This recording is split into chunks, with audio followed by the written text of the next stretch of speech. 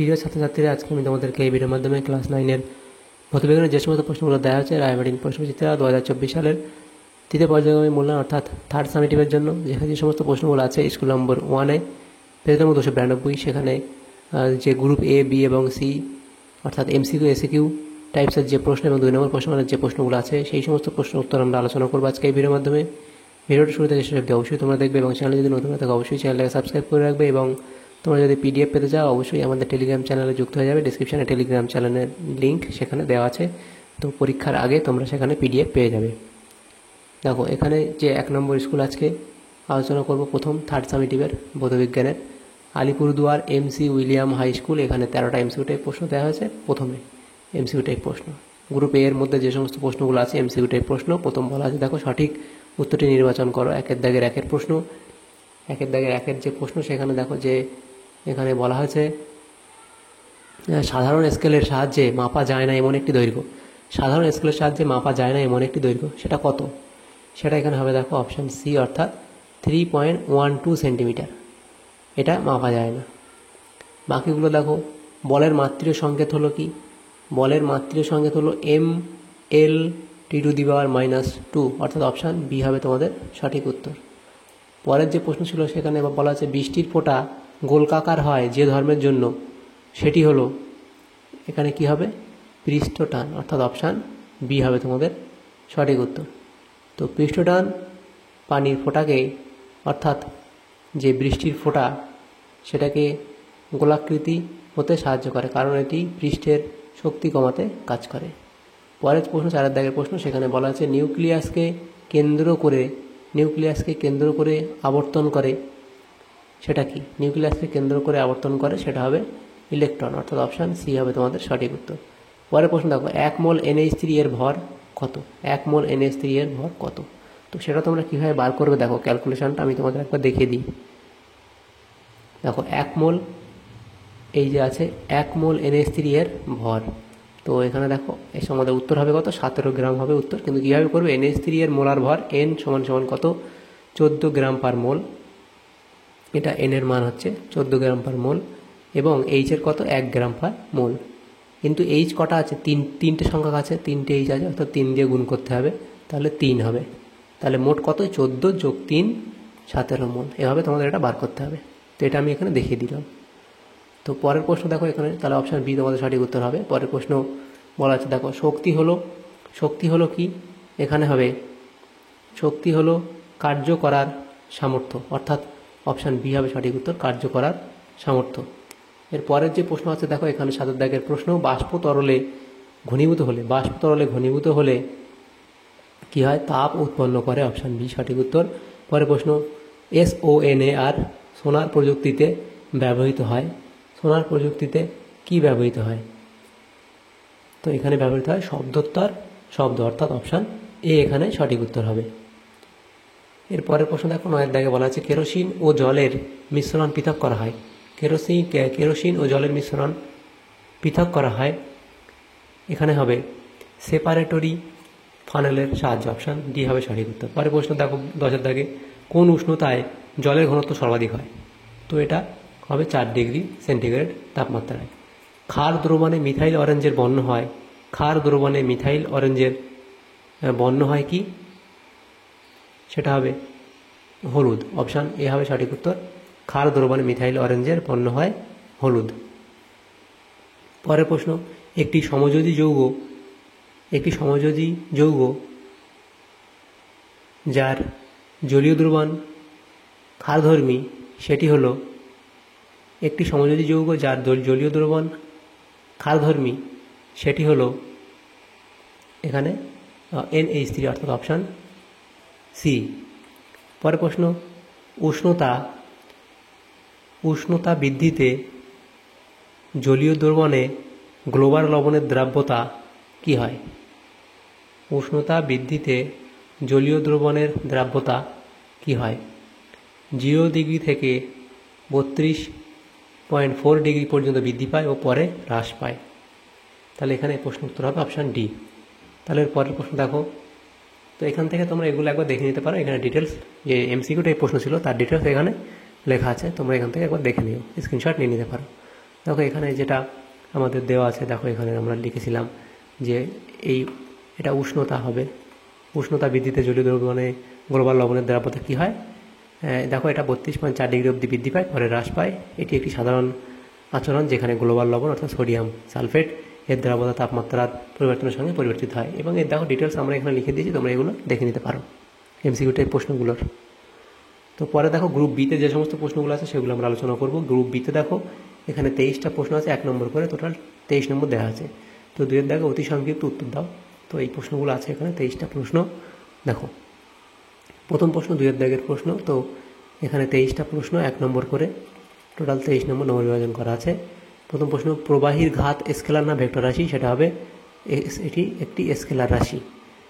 পরের প্রশ্ন দেখো, একটি এককবিহীন ভৌত রাশির নাম লেখো, সেটা আপেক্ষিক ঘনত্ব তোমরা লিখতে পারো। টর কোন ভৌত রাশি একক, এটা হবে টর চাপের একক। 4 দাগের প্রশ্ন বলা আছে, দেখো একটি মিশ্র গতির উদাহরণ দাও। একটি মিশ্র গতি হলো ভূমির ওপর দিয়ে বলের গড়িয়ে যাওয়া। এর পরের প্রশ্ন দেখো বলা আছে সমবেগে গতিশীল কোনো কণার ত্বরণ কত, সেটা হবে 0। 1 HP কত ওয়াট, 746 ওয়াট। অভিকেন্দ্র বল দ্বারা কৃতকার্য কত হয়, অভিকেন্দ্র বল দ্বারা কৃতকার্য কত হয়, 0 হয়। পরের প্রশ্ন, শব্দ তরঙ্গের প্রকৃতি কীরূপ, প্রকৃতি কী, ওটা অনুদৈর্ঘ্য তরঙ্গ। কর্ণপটের কাজ কী, কর্ণপটের কাজ কী, শব্দ তরঙ্গ সংগ্রহ করা এবং তা মধ্যকর্ণে প্রেরণ করা। এসআইতে আপেক্ষিক তাপের একক কী, এসআইতে আপেক্ষিক তাপের কোনো একক নেই, এটি একটি এককবিহীন রাশি। পদার্থের অবস্থান্তরের সময় কোন প্রকার তাপের আদান প্রদান ঘটে, এটা হবে পদার্থের অবস্থান্তরের সময় তাপের আদান প্রদান ঘটে, সেটা হলো লিন তাপ, লিন তাপের আদান প্রদান ঘটে।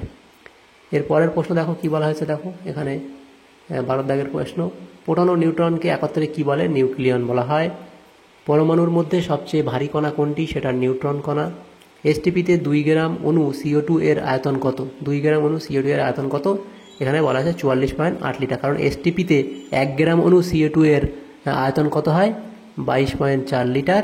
তাহলে 2 গ্রামে 1 গ্রাম অণুর জন্য 22.4 লিটার, তাহলে 2 গ্রাম অণুর জন্য কত হবে, এটাকে আমাদের 2 দিয়ে গুণ করতে হবে, করলে কত আসবে, 44.8 লিটার। তো এটা এখানে করা আছে, দেখো লেখা আছে, দেখো 44.8। এবার 1 মোল গ্যাসের আয়তন কত, এসটিপিতে 22.4, এবার 2 এর জন্য কত, 2 দিয়ে গুণ করলে এত হবে।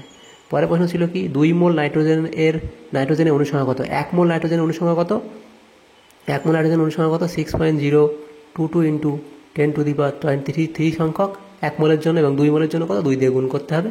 তো দেখো তোমরা এটা এভাবেও লিখতে পারো, অথবা তোমরা এভাবে লিখতে পারো, 10⁻24 না লিখে এরকমভাবে লিখতে পারো যে 12.044 ইন্টু 10⁻23 সংখ্যক অণু, এভাবে লিখতে পারো। তো এভাবে লেখার দরকার নেই, 24 করলে একটা পয়েন্ট আগে আসবে, সেটা দরকার নেই, এভাবে লিখবে, এটাকে 2 দিয়ে গুণ করলে এত হবে, এত সংখ্যক অণু। পরের প্রশ্ন, কোলয়েড দ্রবণ সমসত্ব না অসমসত্ব হয়, এটা অসমসত্ব হয়। একটি ইমালশন কারকের উদাহরণ দাও, সাবান। প্রশম দ্রবণের pH এর মান কত, প্রায় 7। ক্ষারীয় দ্রবণে বা 7 তোমরা বলতে পারো, ক্ষারীয় দ্রবণে লিটমাসের বর্ণ কীরূপ হয়, নীল রঙের হয়। কোন পদ্ধতিতে পেট্রোলিয়াম পরিশোধন করা হয়, এটা হবে আংশিক পাতনে, এটা ঠিক করে লিখবে, আংশিক পাতন,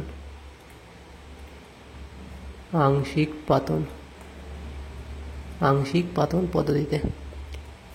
চিনির দ্রবণ থেকে মিছরি তৈরি করা হয় কোন পদ্ধতিতে, এটা হবে স্ফটিকীকরণ বা ক্রিস্টালাইজেশন। পরের প্রশ্ন, বৃষ্টির জল মৃদু জল না ক্ষার জল, সেটা মৃদু জল। ক্যাটায়ন বিনিময়কারী রেজিনে কোন আয়ন থাকে, H+ আয়ন থাকে। তাহলে এখানে যে প্রশ্নগুলো ছিল 23টা এমসিকিউ টাইপ প্রশ্ন, সেগুলো হলো। তারপরে দেখো গ্রুপ সিতে যে সমস্ত প্রশ্নগুলো আছে, এখানে দেখো প্রত্যেকটা প্রশ্নমান 2 নম্বর করে, 15টা প্রশ্ন আমাদের 30 নম্বর বিভাজন করা হয়েছে। 3 দাগে বলা হয়েছে দেখো সংক্ষিপ্ত উত্তর দাও, বিকল্প প্রশ্নগুলি লক্ষণীয়। তো এখানে যে প্রশ্নগুলো আছে, এই যে 15টা প্রশ্ন আলোচনা করবো আমরা নেক্সট পেজে। দেখো গ্রুপ সিতে দেখো যে প্রথম যে প্রশ্নটা ছিল, এখানে উত্তাল সমুদ্রের ওপর তেল ঢাললে সমুদ্র শান্ত হয়ে যায় কেন, লিখবে উত্তাল সমুদ্রের ওপর তেল ঢাললে সমুদ্র শান্ত হয়ে যায় কারণ তেল পৃষ্ঠটান কমায়। তেলের অণুগুলি সমুদ্রের জলের পৃষ্ঠে ছড়িয়ে পড়ে এবং একটি পাতলা স্তর তৈরি করে, যা জলের পৃষ্ঠটান কমিয়ে দেয়। এর ফলে সমুদ্রের ছোট ছোট ঢেউগুলির গতি কমে যায় এবং সমুদ্র শান্ত দেখায়। পরের প্রশ্ন দেখো 2 দাগে বলা আছে, 20 মিটার উচ্চ জলস্তম্ভের চাপ নির্ণয় করো। সেখানে দেওয়া আছে কি g equals to 10 metre per second square এবং জলের ঘনত্ব 1000 কেজি পার মিটার কিউব। লিখবে, দেখো প্রথমে তোমরা লিখবে কি জলস্তম্ভের চাপ নির্ণয়ের জন্য সূত্র হলো P equal to H rho into G. H সমান সমান কত 20 এবং 1000। তারপর দেখো এখানে 10 মিটার পার সেকেন্ড স্কোয়ার অবিভাজ্য ত্বরণ এবং জলের ঘনত্ব সমস্ত দেওয়া আছে। তো সেখানে আমাদের পি এর ভ্যালু বার করতে হবে। প্রত্যেকটা ভ্যালু আমরা এখানে বসানোর পরে আমরা ক্যালকুলেট করলে এত পাসকাল আমাদের উত্তর হবে। তো পরের প্রশ্ন দেখো কি বলা আছে। পরের দাগে যে প্রশ্ন ছিল 3-এর দাগের প্রশ্ন, সেখানে 3-এর দাগে বলা আছে ওজন বাক্সে বাটখারাগুলির ভরের অনুপাত 5:2:1 রাখা হয় কেন? লিখবে ওজন বাক্সে বাটখারাগুলির ভরের অনুপাত এত রাখা হয় কারণ এটি ভিন্ন ভিন্ন ওজনের স্তরকে ভিন্ন ভিন্ন ওজনের বস্তুকে পরিমাপ করার জন্য সহজ ও কার্যকর পদ্ধতি। এই অনুপাতের মাধ্যমে বিভিন্ন সংখ্যক বাটখারা ব্যবহার করে কোনো ভরকে নির্ধারণ করা সহজ হয়।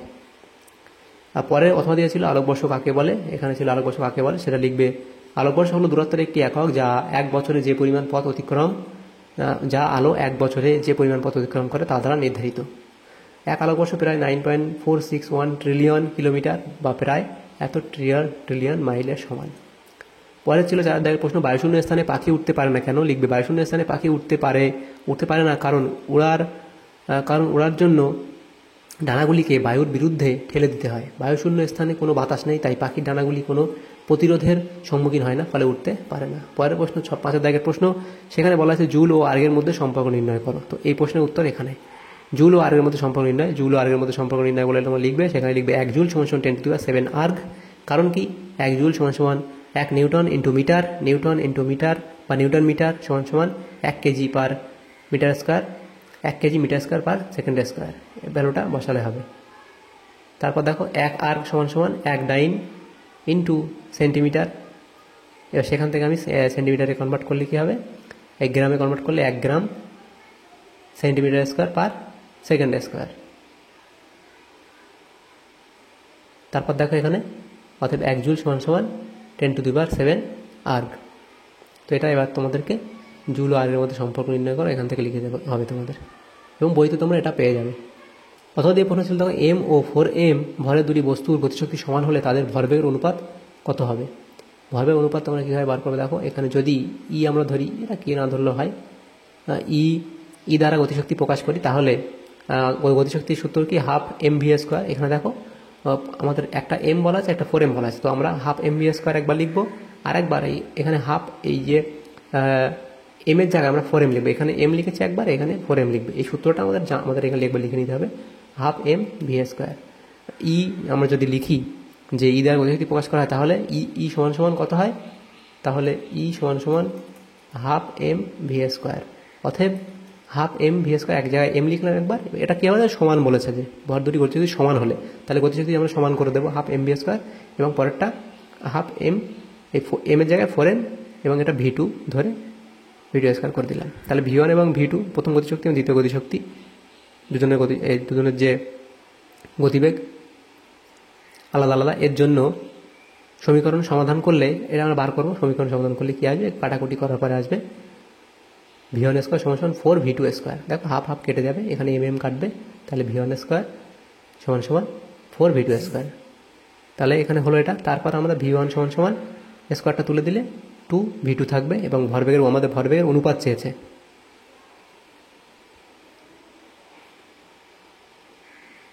তাহলে ভরবেগের অনুপাত মানে কি, ভর এবং বেগের গুণফল।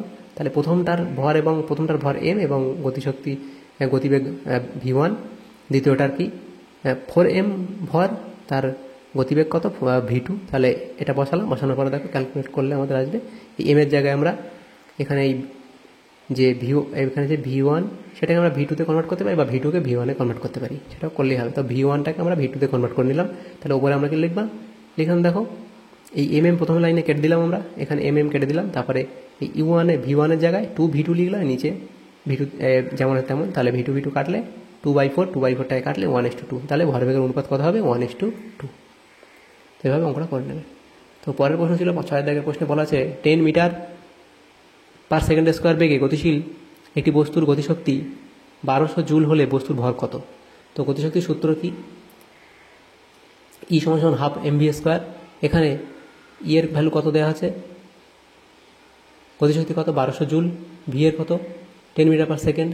তাহলে দেখো এখানে আমরা ই এর জায়গায় 1200 বসালাম, এখানে ই এর জায়গায় 1200 বসালাম, তারপরে হাফ থাকলো এম থাকলো, ভি এর জায়গায় কত বসালাম 10 বসালাম তার স্কোয়ার। এরপর ক্যালকুলেট করবো এটা 10কে করলে 100 হয়। তার পরের লাইন তোমরা এভাবে লিখতে পারো, ইন্টু এম ইন্টু 10-এর জায়গায় 100, 10কে স্কোয়ার করলে 100, এই 2 দিয়ে কাটলে এটা হবে কত 50। তাহলে সেটাই এখন লেখা হয়েছে, এই 0 0 কেটে দিলে তারপরে আর পরের লাইন তোমরা কাটতে পারো, এটা 0 0 কাটলো, 120 5 দিয়ে কাটলে 24 কেজি ভর বার করতে বলা হচ্ছিল, এভাবে অঙ্কটা করে নেবে।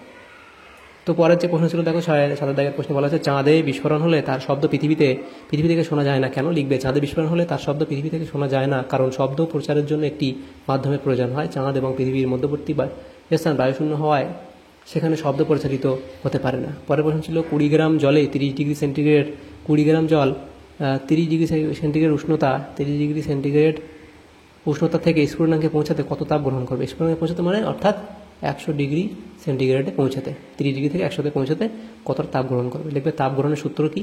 Q equals to MC into delta T, যেখানে এম এর মান কত 20 গ্রাম জলের ভর, সি কত দেওয়া আছে দেখো 4.18 জুল পার গ্রাম ডিগ্রি সেন্টিগ্রেড জলের সুনির্দিষ্ট তাপ ধারণ ক্ষমতা, এটা আমাদের জানা।